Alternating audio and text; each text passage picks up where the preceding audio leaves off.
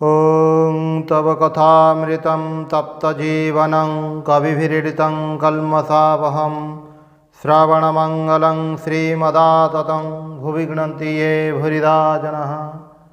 श्री श्री रामकृष्ण कथामृत प्रसंग पंचम खंड पृष्ठ 132 जग वासिष्ठ प्रसंग। आउ दिने जग वासिष्ठ प्रसंग रे कथा होछि। अनेके कहती जग वासिष्ठ एते ज्ञान प्रधान जे गृहस्थ मानक पई ताहा अनुकूल नुहे, किंतु गृहस्थ माने प्राय बेसी पढ़ती। त्यागर आदर्श संपूर्ण ग्रहण करिवा, समस्त जगत को माया बोली उड़ाई देवा सन्यासी मानक पक्षरे मध्य कठिन। एही आदर्श जीवन रे कार्यकारी करिवा केते जनक पक्षरे संभव। प्रकृत रे जगत मिथ्या कहिबु, पुणी व्यवहार रे ताहार विपरीत आचरण करिबु, एपरी कपटता द्वारा साधना मार्ग रे अग्रगति संभव नुहे। ए संबंध रे पंचवटीर सेही वेदांतवादी साधुंक कथा स्मरण हुए, जहाँक चरित्र संबंध रे लोकंक मनरे किछि संशय उठिथिला। सेही विषय रे साधुंकु ठाकुरे पचारिबारु से हसी हसी कहिथिले, ए जगतटा जेतेबेले मिथ्या सेतेबेले मो संबंध रे जा शुणती ताहा मध्य मिथ्या। ठाकुरे सेथिरे खूब विरक्ति प्रकाश करथिले, अर्थात एहा होछि वेदांतर अपव्यवहार। वेदांतरे जगत को मिथ्या कह जाइछि, ता माने एहा नुहे जे आमे माने यथेच्छाचार करिबु एवं से गुडिक मिथ्या बोली आमको स्पर्श करिब नाही।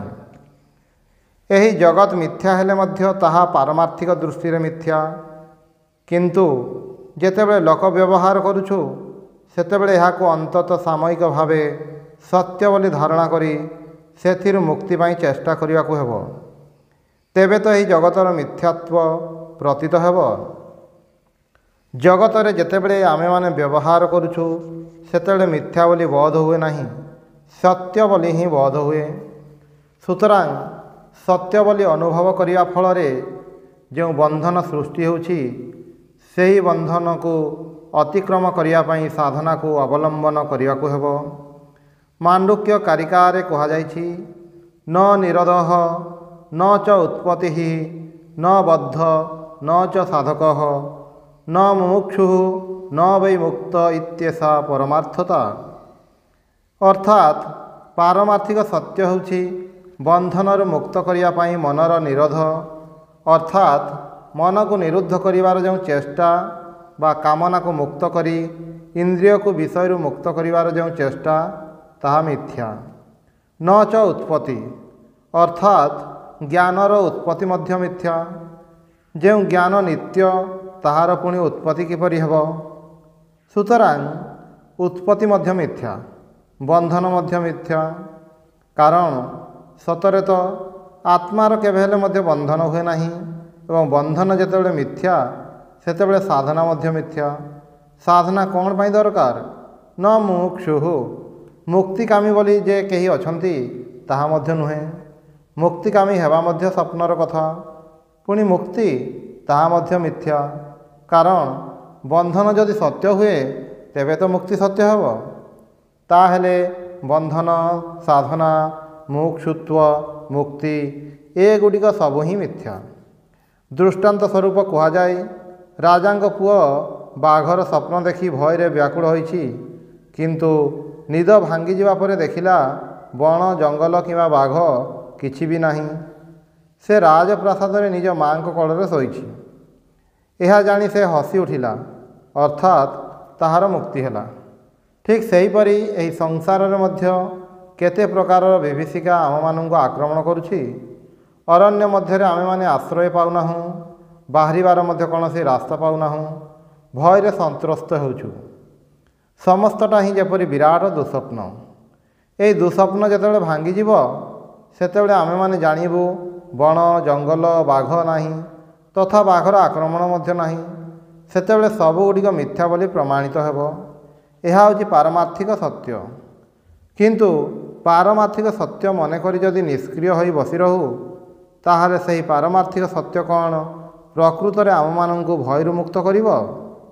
कारण आम मानंकर संस्कार ताहार विपरीत दिगरे रहिछि। आमे माने ମନେକରୁ ଜଗତଟା ଭୟଙ୍କର ଜଙ୍ଗଲ, ଭୟାନକ ବିଭୀଷିକା ଚାରିଆଡ଼େ ରହିଛି। ଘୋର ବନ୍ଧନ ମଧ୍ୟରେ ପଡ଼ି ଆମେମାନେ ଛଟପଟ କରୁଛୁ। ଏହି ବନ୍ଧନରୁ ମୁକ୍ତିର ଚେଷ୍ଟା ହେଉଛି ସାଧନା। ସାଧନା କରି ଯେତେବେଳେ ଜଙ୍ଗଲର ବାହାରକୁ ଯାଇପାରିବୁ, ଅର୍ଥାତ୍ ସଂସାରକୁ ଅସତ୍ ବୁଝିପାରିବୁ, ସେତେବେଳେ ବାସ୍ତବରେ ହିଁ ଏହି ଜଗତର କୌଣସି ଅର୍ଥ ରହିବ ନାହିଁ। ଜଗତର ଭୟର ମଧ୍ୟ କୌଣସି ଅର୍ଥ ରହିବ ନାହିଁ। ଭୟରୁ ମୁକ୍ତିର ମଧ୍ୟ କୌଣସି ଅର୍ଥ ରହିବ ନାହିଁ। କିନ୍ତୁ ଯେ ପର୍ଯ୍ୟନ୍ତ ଭୟ ଅଛି, ଯେ ପର୍ଯ୍ୟନ୍ତ ଆମେମାନେ ଏହି ବିଭୀଷିକା ଦେଖୁଛୁ, ସେ ପର୍ଯ୍ୟନ୍ତ ଏଥିରୁ ମୁକ୍ତି ପାଇବା ପାଇଁ ଆମମାନଙ୍କୁ ଚେଷ୍ଟା କରିବାକୁ ହେବ। ଯଦିଓ ପାରମାର୍ଥିକ ଦୃଷ୍ଟିରେ ସେହି ଚେଷ୍ଟାର ମଧ୍ୟ କୌଣସି ସାର୍ଥକତା ନାହିଁ। ଏହା ବେଦାନ୍ତର କଥା। କିନ୍ତୁ କେବଳ ମୁହଁରେ ବେଦାନ୍ତର କଥା କହିଲେ ତ ହେବ ନାହିଁ। ସାଧନା ଦ୍ୱାରା ସେହି ସତ୍ୟକୁ ଉପଲବ୍ଧି କଲେ ତାହା ସାର୍ଥକ ହେବ। ଯୋଗ ବାସିଷ୍ଠରେ ଯେଉଁ ଭାବରେ ତତ୍ତ୍ୱକୁ ବୁଝା ହୋଇଛି, ତାହା ହେଉଛି ପରମାର୍ଥ ସମ୍ପୂର୍ଣ୍ଣ ଭାବରେ ଦେଶ କାଳ ପ୍ରଭୃତିର ଅତୀତ। ଦେଶ ଓ କାଳର ଗଣ୍ଡି ଭିତରେ ରହି ଜଗତକୁ ବର୍ତ୍ତମାନ ଗୋଟିଏ ପ୍ରକାରର ବୋଧ କରୁଛୁ, ପରକ୍ଷଣରେ ପୁଣି ଅନ୍ୟ ପରିବେଶରେ ଅନ୍ୟ ପ୍ରକାରର ବୋଧ ହେଉଛି। ପ୍ରକୃତରେ ଏଗୁଡ଼ିକ ସବୁ ସ୍ୱପ୍ନ ପରମ୍ପରା, ସବୁ ମିଥ୍ୟା। ସାଧନା ଦ୍ୱାରା ଏହି ସ୍ୱପ୍ନ ପରମ୍ପରାକୁ ଭାଙ୍ଗିବାକୁ ହେବ। ତେବେ ହିଁ ସ୍ୱପ୍ନ ଯେ ମିଥ୍ୟା ଏହି ବୋଧ ହେବ ଏବଂ ସେଥିରୁ ଯେଉଁ ଭୟ, ସେହି ଭୟରୁ ଆମେମାନେ ମୁକ୍ତ ହେବୁ। ଶାସ୍ତ୍ରରେ ବାରମ୍ବାର ଏହି ପ୍ରଶ୍ନ ଉଠିଛି, ଯେତେବେଳେ ଜଗତ ନାହିଁ ସେତେବେଳେ ଜଗତକୁ ଦୂର କରିବା ପାଇଁ କାହିଁକି ଚେଷ୍ଟା କରିବାକୁ ହେବ? ତାହାର ଉତ୍ତର ହେଉଛି, ଜଗତ ନାହିଁ ଠିକ୍ କଥା, କିନ୍ତୁ ଜଗତ ଭ୍ରମ ତ ଅଛି।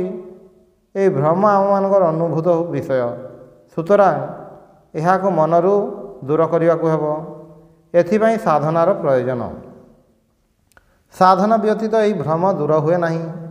ଏହି କାରଣରୁ ଆଚାର୍ଯ୍ୟ ଶଙ୍କର ବ୍ୟାବହାରିକ ସତ୍ୟକୁ ସ୍ୱୀକାର କରିଛନ୍ତି। ଆମେମାନେ ଯେତେ ଦିନ ବ୍ୟାବହାରିକ ଭୂମିରେ ଅବସ୍ଥାନ କରୁଥିବୁ, ସେତେ ଦିନ ଏହି ସଂସାର ଆମମାନଙ୍କୁ ବ୍ୟାକୁଳ କରୁଥିବ। ସାଧନା ଦ୍ୱାରା ବ୍ୟାବହାରିକ ଭୂମିକୁ ଅତିକ୍ରମ କରି ପାରମାର୍ଥିକ ଭୂମିରେ ପହଞ୍ଚିବାକୁ ହେବ।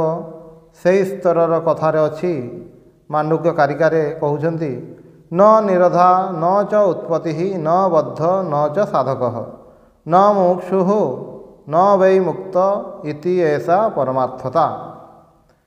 ଠାକୁର ଯେତେବେଳେ କହୁଥିଲେ, ମୁଁ ସହଂ ସହଂ କହିଲି, ପୁଣି ପୂର୍ବରୁ ଯେପରି ଥିଲି ସେପରି ବ୍ୟବହାର କରିବାକୁ ଲାଗିଲି, ତାହେଲେ ତାହାର କୌଣସି ଲାଭ ହେଲା ନାହିଁ। ପ୍ରକୃତରେ ମୁକ୍ତିର ଚେଷ୍ଟା ସେତେବେଳେ ଆସିବ ଯେତେବେଳେ ବିଭୀଷିକାମୟ ଜଗତଟା ଆମକୁ ଗ୍ରାସ କରିବାକୁ ଆସୁଛି, ଏହି ଭୟର ଅନୁଭୂତି ହେବ। ସୁତରାଂ ବନ୍ଧନର ଅନୁଭବ ହେବା ଦରକାର। ସେଥିପାଇଁ ତୀବ୍ର ବେଦନା ବୋଧ କରିବାକୁ ହେବ। ତେବେ ହିଁ ବନ୍ଧନରୁ ମୁକ୍ତିର ଆକାଂକ୍ଷା ସୃଷ୍ଟି ହେବ। ଅତଏବ ଶାସ୍ତ୍ରକୁ ଅନୁସରଣ କରି ସାଧକକୁ ଏହି ମୁକ୍ତିର ଇଚ୍ଛାକୁ ଧରି ଆଗେଇବାକୁ ହେବ ଏବଂ ମୁକ୍ତିର ଆସ୍ୱାଦନ କରିବାକୁ ହେବ। ସେତେବେଳେ ସାଧକ ବୁଝିପାରିବ ଯେ ଏହି ସମସ୍ତ ହିଁ ଗୋଟାଏ ବିରାଟ ସ୍ୱପ୍ନ। ଯେପରି ରାଜାଙ୍କ ପୁଅ ନିଦ ଭାଙ୍ଗିବା ପରେ ବୁଝିପାରିଲା ଯେ ଅରଣ୍ୟ, ବାଘ, ବାଘର ଆକ୍ରମଣ ଏସବୁ ହିଁ ସ୍ୱପ୍ନ ମାତ୍ର। ଏହି ଯୋଗ ବାସିଷ୍ଠ ପ୍ରସଙ୍ଗରେ ମଠରେ ଥରେ କଥା ହେଉଥିଲା ଯେ ଯାହା ସନ୍ନ୍ୟାସୀଙ୍କ ଧର୍ମ ତାହା ଗୃହସ୍ଥମାନେ ଆଲୋଚନା କରନ୍ତି ଏବଂ ଯାହା ଗୃହସ୍ଥର ଆଲୋଚନାର ବିଷୟ, ଯେପରିକି ଭଗବତ ଗୀତା, ତାହା ସନ୍ନ୍ୟାସୀମାନେ ପଢ଼ନ୍ତି। ଗୀତାରେ ଅର୍ଜୁନଙ୍କୁ ଭଗବାନ ବାରମ୍ବାର କହୁଛନ୍ତି ଯୁଦ୍ଧ କର, ଗୋଟିଏ ଭାବ ଆଶ୍ରୟ କରିବାକୁ କହୁଛନ୍ତି, କିନ୍ତୁ କର୍ମରୁ ବିରତ ହେବାକୁ କହିନାହାନ୍ତି। ନିଜ ନିଜର ବର୍ଣ୍ଣାଶ୍ରମ ଧର୍ମ ଅନୁସରଣ କରିବା ପାଇଁ ଯେଉଁ ନିର୍ଦ୍ଦେଶ, ତାହା ତ ଗୃହସ୍ଥ ପ୍ରତି ନିର୍ଦ୍ଦେଶ। ସନ୍ନ୍ୟାସୀମାନେ ସେହି ନିର୍ଦ୍ଦେଶ ଆଲୋଚନା କରନ୍ତି। ଅବଶ୍ୟ ସନ୍ନ୍ୟାସୀମାନେ ତା ଭିତରୁ କିଛି ଉପଦେଶ ଯେ ପାଆନ୍ତି ନାହିଁ ତାହା ନୁହେଁ। ତାହେଲେ ମଧ୍ୟ କର୍ମରେ ପ୍ରବୃତ୍ତ କରିବା, ପ୍ରରୋଚିତ କରିବା ପାଇଁ ହିଁ ଗୀତା। ଯେଉଁଥିପାଇଁ ଅର୍ଜୁନ କହୁଛନ୍ତି, ନଷ୍ଟ ମୋହ ସ୍ମୃତିର୍ଲବ୍ଧା ତ୍ୱତ୍ପ୍ରସାଦାତ୍ ମୟାଚ୍ୟୁତ ସ୍ଥିତସ୍ମି ଗତ ସନ୍ଦେହ କରିଷ୍ୟେ ବଚନଂ ତବ। ଠାକୁରେ କହୁଛନ୍ତି ଗୀତାର ତାତ୍ପର୍ଯ୍ୟ ହେଉଛି ତ୍ୟାଗ। କର୍ମଫଳ ତ୍ୟାଗ ହିଁ ଗୀତାର ଶେଷ କଥା। କିନ୍ତୁ ସନ୍ନ୍ୟାସୀଙ୍କ ଆଦର୍ଶ ଯେଉଁ ତ୍ୟାଗ, ତା ଅନ୍ତରରେ ଓ ବାହାରେ ତ୍ୟାଗ, ଯାହା ଗୀତାରେ କୁହାଯାଇଛି। ପୁଣି ଯୋଗ ବାସିଷ୍ଠରେ ଜଗତକୁ ସମ୍ପୂର୍ଣ୍ଣ ମିଥ୍ୟା ବୋଲି ଉଡ଼େଇ ଦେବାର କଥା କୁହାହୋଇଛି, ଯାହା ଗୃହସ୍ଥଙ୍କ ପକ୍ଷରେ ଅନୁସରଣ କରିବା ଏକାବେଳକେ ଅସମ୍ଭବ। ଠାକୁରଙ୍କର ସ୍ଥୂଳ ଦେହର ଅବସାନ ପରେ ଭକ୍ତମାନେ ବରାହନଗର ମଠରେ କିପରି କାଳାତିପାତ କରୁଥିଲେ ତାହାର କେତୋଟି ଚିତ୍ର ମାଷ୍ଟର ମହାଶୟ ଏଠାରେ ଉପସ୍ଥାପନ କରିଛନ୍ତି। ଭକ୍ତମାନଙ୍କ ମଧ୍ୟରେ କେବଳ ଠାକୁରଙ୍କ ବିଷୟରେ କିମ୍ବା ଧର୍ମ ବିଷୟରେ କଥା ହେଉଥିଲା, ଅନ୍ୟ କଥା ବା ସାଂସାରିକ ବିଷୟରେ କଥା ହେଉନଥିଲା କହିଲେ ଚଳେ। ଏଠାରେ ଦେଖାଯାଇଛି ବରାହନଗର ମଠରୁ ସମସ୍ତେ ଗଙ୍ଗା ସ୍ନାନ ପାଇଁ ଯାଉଛନ୍ତି କହିବା ବାହୁଲ୍ୟ। ସେତେବେଳେ କଳ ପାଣିର ବ୍ୟବସ୍ଥା ହୋଇନାହିଁ, ଫଳରେ ଗଙ୍ଗା ସ୍ନାନ ବ୍ୟତୀତ ଗାଧୋଇବାର ଅନ୍ୟ କୌଣସି ଉପାୟ ନଥିଲା। ସେଥିପାଇଁ ସମସ୍ତେ ଗଙ୍ଗାରେ ଗାଧୋଇବା ପାଇଁ ଯାଉଛନ୍ତି। ମାଷ୍ଟର ମହାଶୟ ଛତା ନେଇ ଯାଉଛନ୍ତି ଦେଖି ନରେନ୍ଦ୍ର ଟିକିଏ କଟାକ୍ଷ କଲେ। ସ୍ନାନ ପରେ ଠାକୁରଙ୍କ ଘରକୁ ପ୍ରବେଶ କରି ନରେନ୍ଦ୍ର ଦେଖିଲେ ଫୁଲ ନାହିଁ। ସୁତରାଂ ସଚନ୍ଦନ ବେଲପତ୍ର ଠାକୁରଙ୍କ ଚରଣରେ ନିବେଦନ କରି ପ୍ରଣାମ କରି ବୈଠକ ଘରକୁ ଯାଇ ବସିଲେ। ସ୍ୱାମୀଜୀ ଶିଷ୍ୟ ସମ୍ବାଦରେ ଉଲ୍ଲିଖିତ ଅଛି, ବେଲୁର ମଠରେ ସ୍ୱାମୀଜୀ ପୂଜା କରିବାକୁ ବସି ପୁଷ୍ପପାତ୍ରରେ ଯେତେ ଫୁଲ ବେଲପତ୍ର ଥିଲା ସବୁ ଏକାବେଳକେ ଦୁଇ ହାତରେ ନେଇ ଠାକୁରଙ୍କୁ ନିବେଦନ କରି ଧ୍ୟାନସ୍ଥ ହେଲେ। ପୂଜାରେ ନା ତ ମନ୍ତ୍ରତନ୍ତ୍ରର ଆଡ଼ମ୍ବର ଥିଲା ନା କୌଣସି ବିଧିନିଷେଧ। ସେ ଧ୍ୟାନସିଦ୍ଧ ସାଧୁ ଏକାଥରକେ ସବୁ ନିବେଦନ କରି ଧ୍ୟାନରେ ମଗ୍ନ ହେଲେ। ଏହା ସ୍ୱାମୀଜୀଙ୍କ ପୂଜାର ଧାରା ଥିଲା। ତାପରେ ମାଷ୍ଟର ମହାଶୟ ବରାହନଗର ମଠର ବର୍ଣ୍ଣନା ଅତି ବିସ୍ତାରିତ ଭାବରେ ଦେଲେ। କେଉଁଠାରେ କ'ଣ ରହୁଥିଲା, କେଉଁ ଘରେ କ'ଣ ହେଉଥିଲା, କେଉଁ କାମ କେଉଁ ଘରେ ହେଉଥିଲା ଇତ୍ୟାଦି। ବରାହନଗର ମଠ ଯେଉଁମାନେ ଦେଖିନାହାନ୍ତି ସେମାନେ ମନେ ମନେ ଯେପରି ଏହି ଚିତ୍ରଟି କଳ୍ପନା କରିପାରନ୍ତି ସେହି ଭାବରେ ବର୍ଣ୍ଣନା କରାଯାଇଛି। ତାପରେ ଧର୍ମ ପ୍ରଚାରର କଥା ଉଠିଲା। ମାଷ୍ଟର ମହାଶୟ ନରେନ୍ଦ୍ରଙ୍କୁ କହୁଛନ୍ତି, ବିଦ୍ୟାସାଗର କୁହନ୍ତି ମୁଁ ବେତମାଡ଼ ଖାଇବା ଭୟରେ ଈଶ୍ୱରଙ୍କ କଥା କାହାକୁ କୁହେ ନାହିଁ। ନରେନ୍ଦ୍ର କହୁଛନ୍ତି, ବେତମାଡ଼ ଖାଇବାର ଭୟ କାହିଁକି? ସେଥିରେ ମାଷ୍ଟର କହୁଛନ୍ତି, ଈଶ୍ୱରଙ୍କ ସମ୍ବନ୍ଧରେ କିଛି ନ ଜାଣି ଅନ୍ୟକୁ ତାଙ୍କ ସମ୍ବନ୍ଧରେ ଉପଦେଶ ଦେବାକୁ ଗଲେ ବେତମାଡ଼ ଖାଇବାକୁ ହେବ। ଅର୍ଥାତ୍ ଯାହା ମୁଁ ନିଜେ ଜାଣେ ନାହିଁ ତାହା ଅନ୍ୟକୁ କିପରି କହିବି? ଏହି ପ୍ରଶ୍ନର ଉତ୍ତରରେ ସ୍ୱାମୀ ଯେଉଁ କଥାଟି କହିଲେ ତାହା ବିଶେଷ ଅନୁଧ୍ୟାନ ଯୋଗ୍ୟ। ଯିଏ ଈଶ୍ୱରଙ୍କୁ ଜାଣେ ନାହିଁ ସଂସାରର ଆଉ ପାଞ୍ଚଟା ଘଟଣା ସେ କିପରି ଜାଣିଲା? ଏକକୁ ଜାଣିବାର ନାମ ହିଁ ଜ୍ଞାନ ଏବଂ ତାହା ନ ଜାଣିବା ହେଉଛି ଅଜ୍ଞାନ। ଯିଏ ଭଗବାନଙ୍କୁ ଜାଣେ ନାହିଁ ସେ ସଂସାରର ଜିନିଷ ମଧ୍ୟ କିଛି ଜାଣେ ନାହିଁ। କାରଣ ସଂସାରରେ ଯେଉଁ ଭିନ୍ନ ଭିନ୍ନ ବ୍ୟବହାର ଆମେମାନେ କରୁ ସେଗୁଡ଼ିକ ଭଲ ହେଉଛି କି ମନ୍ଦ ହେଉଛି, ସେଗୁଡ଼ିକର ଦୋଷ ହେଉଛି କି ନାହିଁ, ଏହା କିପରି ବୁଝିବୁ? ବିଦ୍ୟାସାଗର ଯଦି କୁହନ୍ତି ସେ କିଛି ହିଁ ଜାଣନ୍ତି ନାହିଁ ତାହେଲେ ତାଙ୍କ ବ୍ୟବହାର ଦ୍ୱାରା ତାହା ସେପରି ପ୍ରତିପନ୍ନ ହେଉନାହିଁ। ସେ ସତ୍କର୍ମ କାହାକୁ କୁହାଯାଏ ଜାଣନ୍ତି, ଦୟା ମାୟା ପରୋପକାର ଜାଣନ୍ତି, ସ୍କୁଲ କରିବା, ଅନ୍ୟକୁ ସାହାଯ୍ୟ କରିବା ଏଗୁଡ଼ିକ ଜାଣନ୍ତି। ଅର୍ଥାତ୍ ଈଶ୍ୱରଙ୍କୁ ଜାଣନ୍ତି ବୋଲି ହିଁ ଏଗୁଡ଼ିକ ଜାଣନ୍ତି। ସ୍ୱାମୀଜୀଙ୍କ ବକ୍ତବ୍ୟ ହେଉଛି, ଯିଏ ଗୋଟିଏ ବିଷୟ ଠିକ୍ ବୁଝେ ସେ ସବୁ ବୁଝେ। ଯଦି କିଛି ହେଲେ ଜଣା ନଥାଏ ତାହେଲେ ତାହାର ଲୋକ ବ୍ୟବହାର ହୁଏ ନାହିଁ। ଆମେମାନେ ଯେତେଟା ପାରୁ ବୁଦ୍ଧି ଖଟାଇ ଲୋକ ବ୍ୟବହାର କରୁ। ସୁତରାଂ ଯେତେବେଳେ ଆମେମାନେ ଲୋକ ବ୍ୟବହାର କରୁଛୁ ସେତେବେଳେ ଆମେ କିଛି ବୁଝିନାହୁଁ ଅଥଚ ଲୋକ ବ୍ୟବହାର କରୁଛୁ ଏ କଥା କହିବା ଚଳେ ନାହିଁ। ସଂସାରର ବିଷୟ ବୁଝେ କିନ୍ତୁ ଭଗବାନଙ୍କ ବିଷୟ ବୁଝେ ନାହିଁ। ତାହେଲେ ସଂସାରର ବିଷୟ କ'ଣ ଭଲ କରି ବୁଝା ହୋଇଛି? ତାହା ମଧ୍ୟ ହୋଇନାହିଁ। ସୁତରାଂ ଭାବ ହେଉଛି ଯେ ଈଶ୍ୱରଙ୍କ ବିଷୟ ମୁଁ କିଛି ଜାଣେ ନାହିଁ। ଏହି କଥାଟି ଭିତରେ ଦୀନତା ରହିବା ଭଲ କିନ୍ତୁ ଅଭିମାନ ରହିବା ଭଲ ନୁହେଁ। ଅର୍ଥାତ୍ ମୁଁ ପ୍ରକାଶ କରୁଛି ଜାଣେ ନାହିଁ ବୋଲି କିନ୍ତୁ ଅନ୍ୟମାନେ ପ୍ରକାଶ କରନ୍ତି ନାହିଁ ଯେ ସେମାନେ ମଧ୍ୟ ଜାଣନ୍ତି ନାହିଁ, ଏହା ଅଭିମାନର କଥା। ଫଳରେ ବିଦ୍ୟାସାଗର ଯେ ଈଶ୍ୱରଙ୍କ ସମ୍ବନ୍ଧରେ କିଛି ଜାଣନ୍ତି ନାହିଁ ଏହି କଥା ଭିତରେ ଯେପରି ଅନ୍ୟମାନଙ୍କ ପ୍ରତି ତାଙ୍କର ଟିକେ ତିରସ୍କାର ଭାବ ଅଛି। ଯେଉଁ ବେତମାଡ଼ ଖାଇବାକୁ ହେବ ବୋଲି ମୁଁ ଭଗବାନଙ୍କ କଥା କୁହେ ନାହିଁ, ଅନ୍ୟମାନେ ସତେ ଯେପରି ସେହି ବେତମାଡ଼ ଖାଇବାର ହିଁ ଯୋଗ୍ୟ ଏ କଥା ମନେ ହେଉଛି। ସ୍ୱାମୀଜୀ କହିବାକୁ ଚାହିଁଛନ୍ତି, ଈଶ୍ୱରଙ୍କୁ ନ ଜାଣିବା ଖୁବ୍ ଅହଙ୍କାର ଯୋଗ୍ୟ ବିଷୟ ନୁହେଁ। ମୁଁ ଈଶ୍ୱରଙ୍କୁ ଜାଣେ ନାହିଁ, ଏଥିପାଇଁ ମନରେ ଯଦି ବ୍ୟାକୁଳତା ଥାଏ, ଜାଣିବାର ଆଗ୍ରହ ଥାଏ, ତାହେଲେ ଈଶ୍ୱରଙ୍କୁ ଜାଣେ ନାହିଁ। ଏହି କଥାଟି ଖୁବ୍ ବଡ଼ କରି କହିବାର ପ୍ରୟୋଜନ ହୁଏ ନାହିଁ। ଈଶ୍ୱରଙ୍କୁ ଜାଣେ ନାହିଁ, ବରଂ ଏଥିପାଇଁ ମନରେ ତୀବ୍ର ବେଦନା ବୋଧ ହେବା ଉଚିତ। କେବଳ ବିଦ୍ୟାସାଗର ନୁହନ୍ତି, ଏହା ପ୍ରାୟ ସମସ୍ତଙ୍କର ହିଁ କଥା। ଭଗବାନଙ୍କୁ ଜାଣେ ନାହିଁ ଏହି କଥା କହି ନିଶ୍ଚିନ୍ତ ହେଲି କିମ୍ବା ତାଙ୍କ ସମ୍ବନ୍ଧରେ କୌଣସି ଆଲୋଚନା କଲି ନାହିଁ, କିନ୍ତୁ ଭଗବାନଙ୍କୁ ଜାଣେ ନାହିଁ ବୋଲି ମନରେ ଏକ ଆତ୍ମଗ୍ଳାନି ବେଦନା, ଜାଣିବାର ଆକାଂକ୍ଷା ଯଦି ନଥାଏ, ତାହେଲେ ସେହି ଜାଣେ ନାହିଁ କହିବାରେ କୌଣସି ସାର୍ଥକ୍ୟତା ନାହିଁ। ତାହା ଯେପରି ଅଭିମାନର କଥା ଯେ ମୁଁ ବି ଜାଣେ ନାହିଁ, ତୁମେମାନେ ମଧ୍ୟ ଜାଣ ନାହିଁ। ସୁତରାଂ ତୁମେମାନେ ଯେ ଜାଣ ବୋଲି ମନେ କର, ତାହା ତୁମମାନଙ୍କର ନିର୍ବୁଦ୍ଧିତା ଛଡ଼ା ଆଉ କିଛି ନୁହେଁ। ସ୍ୱାମୀଜୀ କହୁଛନ୍ତି, ଯିଏ ଗୋଟିଏ କଥା ବୁଝେ ସେ ଅନ୍ୟ କଥା ମଧ୍ୟ ବୁଝେ। ଯିଏ ଭଗବାନଙ୍କୁ ବୁଝେ ସେ ସଂସାରରେ କେଉଁଟା ଭଲ କେଉଁଟା ମନ୍ଦ ବୁଝିପାରେ। କଷ୍ଟି ପଥର ହେଉଛି ଏହି ଭଗବତ ଜ୍ଞାନ, ଯାହା ଠାକୁରେ ମାଷ୍ଟର ମହାଶୟଙ୍କୁ ଦିନେ କହିଥିଲେ। ଯେତେବେଳେ ମାଷ୍ଟର ମହାଶୟ କହିଲେ ଯେ ତାଙ୍କ ପତ୍ନୀ ଅଜ୍ଞାନ, ସେତେବେଳେ ଠାକୁରେ କହିଲେ, ଆଉ ତୁମେ ଜ୍ଞାନୀ, ଅର୍ଥାତ୍ ତୁମେ ମଧ୍ୟ ଅଜ୍ଞାନ ଏହି କଥାଟା ବୁଝିନାହଁ। ଯଦି ଭଗବାନଙ୍କୁ ଜାଣିବା ହିଁ ଜ୍ଞାନ ହୁଏ, ତାହେଲେ ତାଙ୍କ ପତ୍ନୀ ଯେପରି ଅଜ୍ଞାନ, ମାଷ୍ଟର ମହାଶୟ ନିଜେ ମଧ୍ୟ ସେହିପରି ଅଜ୍ଞାନ। ସେତେବେଳେ ମାଷ୍ଟର ମହାଶୟ କଥାଟି ବୁଝିଲେ। ଏଠାରେ ତାହା ହିଁ ଉଲ୍ଲେଖ କରି ସ୍ୱାମୀଜୀ କହୁଛନ୍ତି, ଏହାର ଭାବାର୍ଥ ହେଉଛି ଆମେମାନେ ଭଗବାନଙ୍କୁ ଜାଣିନାହୁଁ ସତ୍ୟ, କିନ୍ତୁ ଜାଣିବା ପାଇଁ ଆମମାନଙ୍କର ଅନ୍ତରରେ ବ୍ୟାକୁଳତା ଅଛି କି?